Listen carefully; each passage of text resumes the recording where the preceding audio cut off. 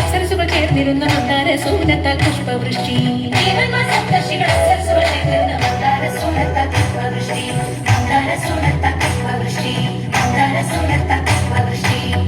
മോഹന ശ്രീരാഗങ്ങൾ പാടി